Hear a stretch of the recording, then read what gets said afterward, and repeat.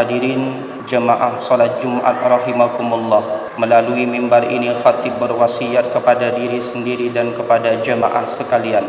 Marilah senantiasa kita meningkatkan ketakwaan kepada Allah Subhanahu wa taala. Takwa adalah sebaik-baik derajat seorang hamba di sisi Allah, dan banyak jalan agar kita bisa sampai pada derajat takwa. Hadirin jemaah salat Jumat rahimakumullah, hakikatnya setiap aktivitas ibadah yang kita lakukan tidak hanya mengandung makna ritual, akan tetapi ibadah yang kita lakukan, salat yang kita lakukan, Al-Quran yang biasa kita istiqomahkan untuk kita baca, semuanya itu punya nilai filosofi, punya makna yang apabila kita hayati, sungguh itu tidak hanya sebatas ibadah saja, tidak sebatas rutinitas saja, akan tetapi aktivitas-aktivitas ibadah yang kita lakukan itu mengandung makna.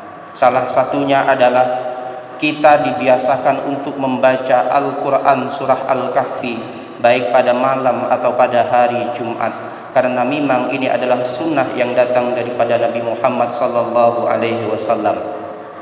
Nabi Muhammad sallallahu alaihi wasallam bersabda di dalam hadis yang diriwayatkan oleh Imam An-Nasa'i, "Man qara'a suratal kahfi min yaumil jum'ah adha'a lahu min nur ma bainal jum'atain." Barang siapa yang membaca surah Al-Kahfi pada hari Jumat, maka Allah memancarkan baginya cahaya antara Jumat yang satu sampai pada Jumat yang berikutnya. Artinya apa? Barang siapa yang membaca surah Al-Kahfi, maka akan dijaga oleh Allah sehingga amal perbuatannya tidak bengkok, sehingga amal perbuatannya selama satu Jumat ini hingga sampai ke Jumat berikutnya tidak melenceng dari syariat, tidak melanggar perintah Allah. Inilah salah satu rahasia dari makna Al-Kahfi ayat pertama, Alhamdulillahilladzi anzala ala abdihil kitab walam yaj'al lahu iwaja. Puji bagi Allah yang telah menurunkan Al-Quran kepada hambanya, walam yaj'al, dan Allah tidak menjadikan lahu pada Al-Quran itu iwaja, sesuatu yang bengkok. Artinya ketika kita membaca Al-Kahfi dan merenungi maknanya, maka kita selama satu minggu itu akan menjadi hamba yang tidak melenceng daripada syariat. Selain itu, jika kita memahami Al-Kahfi itu artinya adalah gua, ini juga mengandung makna sebagaimana gua yang terbentuk dari bebatuan yang kokoh. Seseorang yang membaca surah Al-Kahfi, yang istiqomah membaca surah Al-Kahfi baik pada malam atau pada hari Jumat, semestinya ia mempunyai pribadi yang kokoh, iman yang kokoh, ilmu yang kokoh, sehingga ia betul-betul di dalam satu minggu itu mendapatkan cahaya keimanan, cahaya petunjuk yang dengannya dia tidak bengkok, tidak melenceng daripada syariat. Hadirin jemaah Jumat rahimakumullah, jika kita merenungi lebih dalam apa yang ada di dalam surah Al-Kahfi, itu mengandung 4 pelajaran penting yang harus kita fahami, yang harus kita renungi, sehingga bacaan Al-Kahfi kita di setiap malam atau hari Jumat tidak hanya sebatas menjadi rutinitas, akan tetapi kita bisa menangkap makna yang terkandung, pelajaran yang ada di dalam Al-Kahfi itu sendiri. Di dalam Al-Kahfi itu ada 4 pelajaran penting. Yang pertama adalah cobaan keimanan, sebagaimana hal ini dialami oleh pemuda-pemuda Ashabul Kahfi. Mereka digambarkan di dalam ayat 13 pada Al-Kahfi itu, innahum fityatun amanu bi rabbihim wazidnahum huda. Mereka itu adalah fityah, para pemuda amanu yang beriman bi rabbihim kepada Tuhan mereka, wazidnahum huda, dan selain itu Allah berikan petunjuk kepada mereka. Kalau kita baca sejarah, kita ingat-ingat kembali betapa pemuda Ashabul Kahfi ini mempertahankan keimanannya dari raja yang zalim waktu itu, raja yang bernama Dikyanus.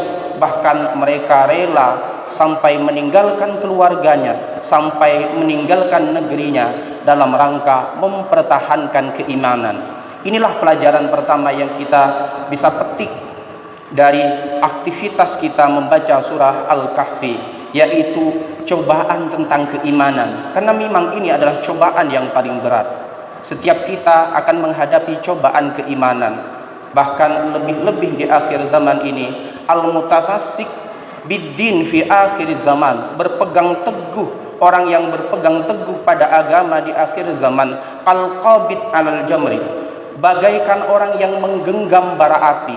Serba salah. Bagaimana bara api? In wada'tahu tafi'ah. Kalau kita biarkan, kita letakkan bara api itu, maka tidak lama akan mati. Akan tetapi kalau kita genggam, wa in akhadtahu bil yadi ahrab, kalau kamu pegang, ambil dengan tangan, maka bara api itu akan mati. Begitulah kita, cobaan iman kita di akhir zaman seperti itu. Untuk betul-betul bisa mempertahankan keimanan di dalam mencari rizki, mempertahankan keimanan di dalam kehidupan sosial, kadang tidak mudah. Ini yang pertama. Kemudian pelajaran yang kedua yang bisa kita ambil dari surah Al-Kahfi yang biasa kita baca pada malam atau pada hari Jumat adalah cobaan harta. Setelah kita menghadapi cobaan keimanan, kita pun terlahir sebagai orang yang beriman. Cobaan tidak selesai di situ. Masih ada cobaan yang lain, yaitu cobaan harta. Sebagaimana di dalam ayat Al-Kahfi ini digambarkan, wadrib lahum masalar rajulain ja'alna li ahadihima jannatain. Buatlah perumpamaan kisah dua pemuda, yang mana aku jadikan, kata Allah, bagi salah satu di antara mereka jannatain, dua kebun, wa hafafnahuma binakhlin, dan kebun itu dikelilingi oleh kurma. Ini pemuda. Dalam ayat ini ada dua pemuda. Satu adalah pemuda yang beriman tetapi miskin. Kemudian yang kedua ada pemuda yang punya harta tetapi tidak beriman. Dan harta itu adalah cobaan kita. Jangan sampai harta kita membuat kita lalai kepada Allah sebagaimana pemuda kaya yang ada di dalam cerita ini. Akan tetapi harta itu kita sadari sebagai cobaan, sehingga kita syukuri, kita jadikan sebagai alat untuk mendekatkan diri kepada Allah. Hadirin jamaah Jumat rahimakumullah, jangan sampai terjadi seperti pemuda ini. Pemuda yang kaya tetapi tidak beriman di dalam ayat ini, kemudian dia beranggapan ketika memasuki kebunnya, wa dakhala jannatahu wa huwa zalimun li nafsi, ketika dia melihat kebunnya, melihat kebunnya yang subur, yang rindang, kemudian dia sombong, wa huwa zalimun li nafsi. Qala ma azunnu an tabida hadhihi abada. Oh, indahnya kebun saya tidak mengira bahwa kebun ini akan binasa selamanya.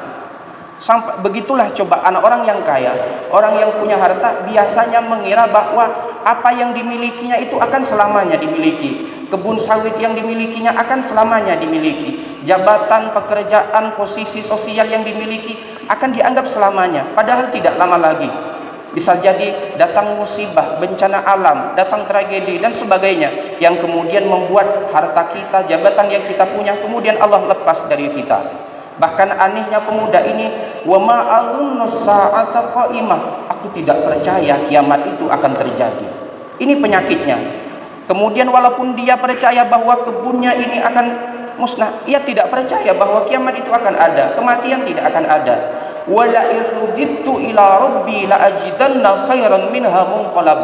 Bahkan walaupun seandainya kematian itu ada, kiamat itu ada, ketika aku dikembalikan, wala irudittu ila rabbi, aku mati, la ajidanna, tetap aku akan mendapatkan keuntungan yang banyak, pahala yang banyak. Itu angan-angan orang yang diuji dengan harta. Udah dia hidup lalai, di tengah kelalaiannya dia berangan-angan bahwa di akhirat akan bernasib baik, padahal dia lalai dengan hartanya. Hadirin, itulah cobaan yang kedua. Setelah cobaan keimanan, yang kedua adalah cobaan harta. Kemudian yang ketiga adalah cobaan ilmu, sebagaimana hal ini dialami oleh Nabi Musa alaihissalam.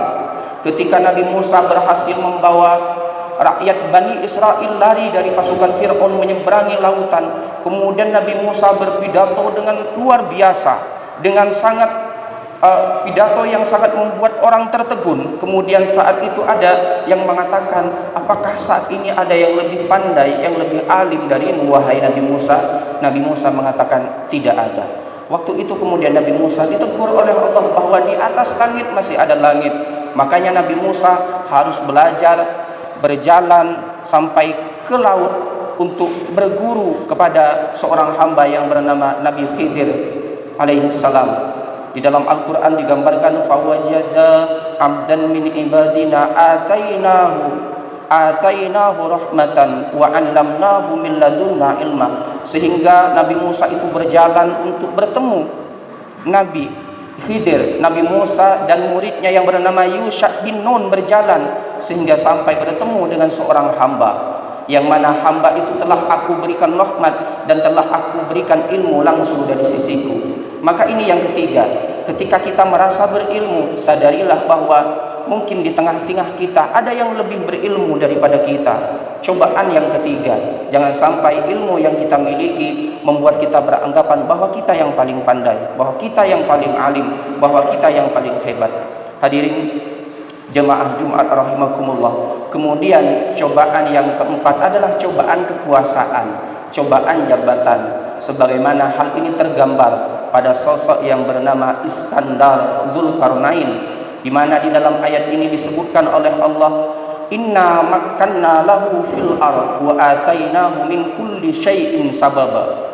Zulkarnain itu adalah orang yang dikokohkan oleh Allah di muka bumi. Wa atainahu min kulli syai'in sababa. Kemudian Allah anugerahkan kepada Zulkarnain itu jalan untuk bisa mencapai segala sesuatu. Makanya raja ini disebut dengan Zulkarnain, yang artinya adalah Zulkarnain orang yang mempunyai dua tanduk. Maksudnya orang yang mempunyai kekuasaan yang kekuasaannya meliputi dari timur hingga ke barat, sehingga dijuluki sebagai Iskandar Zulkarnain. Inilah cobaan yang umumnya kita alami, yang harus kita renungi, yang harus kita dapatkan hikmahnya dari aktivitas kita membaca surah Al-Kahfi pada setiap hari Jumat. Yang pertama adalah cobaan keimanan, yang kedua cobaan harta, yang ketiga cobaan ilmu, dan yang keempat adalah cobaan kekuasaan. Siapapun manusia yang hidup di alam dunia ini pasti akan